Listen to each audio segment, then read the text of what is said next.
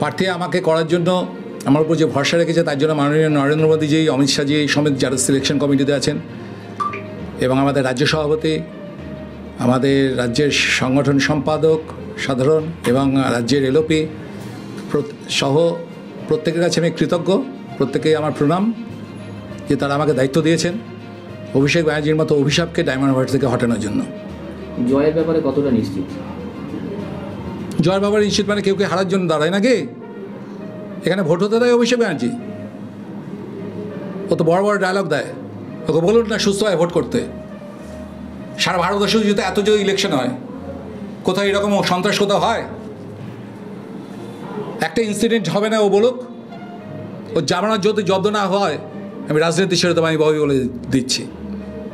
যেটা তৃণমূলের তরফ থেকে দাবি করা হয় বারবার যে ডায়মন্ড হারবার মানে অভিষেক বন্দ্যোপাধ্যায়ের গড়, সেই জায়গায় আপনি প্রার্থী বিগত দিনেও হয়েছিলেন এবং এবছরও তো আপনি প্রার্থী হয়েছেন। সেক্ষেত্রে আপনি কতটা নিশ্চিত যে মানে কর্মীদের মনোবল বা সমস্ত দিক দিয়ে পার্টি?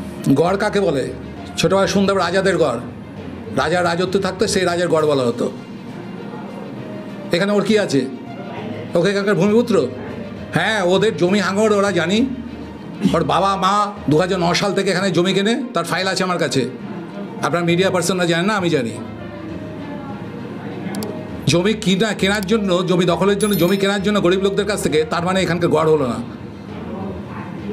এখানকার মাটির গন্ধ জানে ও? কোন এখানকার মাটিতে পা রেখেছে? বাতাসের গন্ধ জানে? সন্ত্রাস করে ভোটের পর ভোট জিতে আসছে, নির্বাচনের পর নির্বাচন।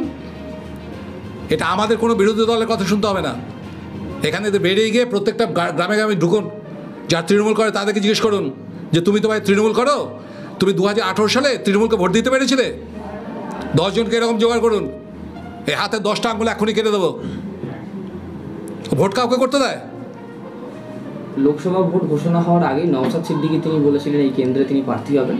যদিও তিনি পরে দেখা গেল যে তিনি প্রার্থী হননি, তবে তার দলের তরফ থেকে প্রার্থী ঘোষণা করা হয়েছে।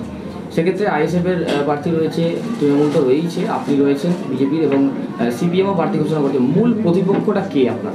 কার সাথে লড়াইটা কার সাথে? আচ্ছা, নওশাদ সিদ্দিকীর নামটা আমাকে বলছেন কেন? ও তো আপনার মিডিয়া টাইগারদের নাম আমার সামনে বলবেন না। বিজেপিকে নওশাদ সিদ্দিকীর জন্য কি এখানে কি বিজেপি জন্ম হয়েছে নাকি? ওকে মিডিয়া টাইগার করেছেন আপনারা মিডিয়ারা। এখানে কে মুসলিম ভোট টানলো তবে বিজেপি জিতবে, ওইসব ফর্মুলা আমি বিশ্বাসী নই। এখানে মাথায় রাখবেন, এখানটায় সিপিএমের বিরুদ্ধে ভোট হবে না, তৃণমূলের বিরুদ্ধে ভোট হবে না, বিজেপির বিরুদ্ধে ভোট হবে না, কংগ্রেসের বিরুদ্ধে ভোট হবে না। এখানে ভোটের জন্য জনগণ একটা সিঙ্গেল টার্গেট করে রেখেছে, সেটা হচ্ছে অভিষেক ব্যানার্জির মতো অভিশাপকে ডায়মন্ড হারবার থেকে উৎখাত করা।